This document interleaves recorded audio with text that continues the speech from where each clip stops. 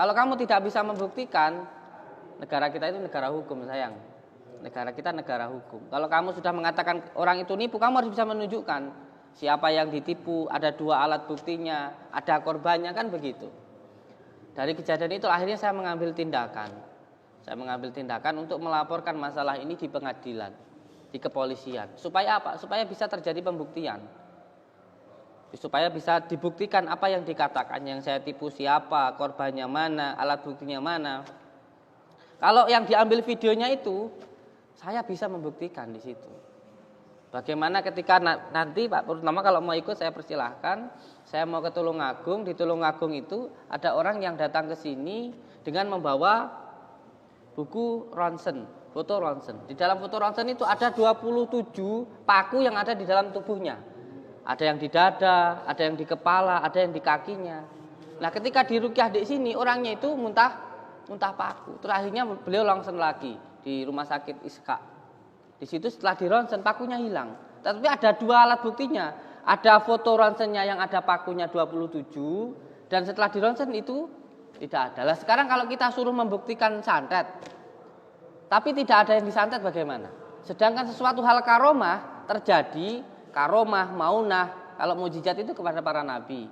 Kalau karomah itu kepada para wali. Kalau maunah itu kepada orang yang istiqomah.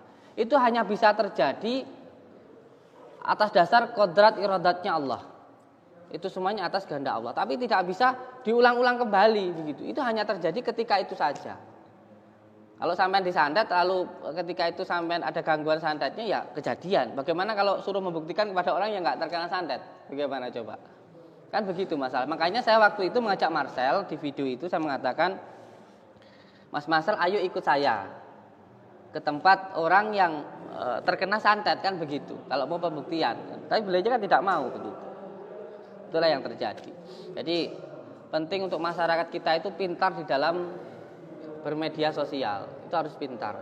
Jangan sampai gampang terprovokasi oleh opini-opini gitu. Semuanya harus berdasarkan fakta yang terjadi begitu. Itu saja yang ingin saya sampaikan. Dan Pak Purnama ini apa ya channelnya? Ya. Di bidang apa beliau ini? Saya ini semua Gus, semuanya. Apa aja lah. Apa saja. Jadi sahabat Purnama Belajar Baik, itu tadi penjelasan dari Gus Samsudin. Karena saya nggak kenal beliau, saya datang ke sini tadi juga silaturahim, tanpa tujuan apapun. Ya, tanpa tujuan apapun. Karena saya tadi berangkat dari rumah, kepinginnya silaturahim. Saya di sini kepingin saya sama Gus Samsudin, karena beliau ini dipanggilnya Gus Samsudin. Ini bohong atau nyata? Pakai keris petir tapi doa-doanya sholawat. Sholawatnya ya nggak bohong, benar. Yang bohong keris petirnya. Kalau dia mengatakan hal itu hanya sekedar untuk konten dan hiburan, mungkin ya nggak dipermasalahkan juga. Yang itu untuk hiburan. Tapi masalahnya kalau itu diklaim sebagai karomah, sebagai ilmu laduni atau yang semisalnya, ini yang masalah. Ya. Makanya ya saya dukung Mas Marcel dengan gerakannya kemarin, Masya Allah.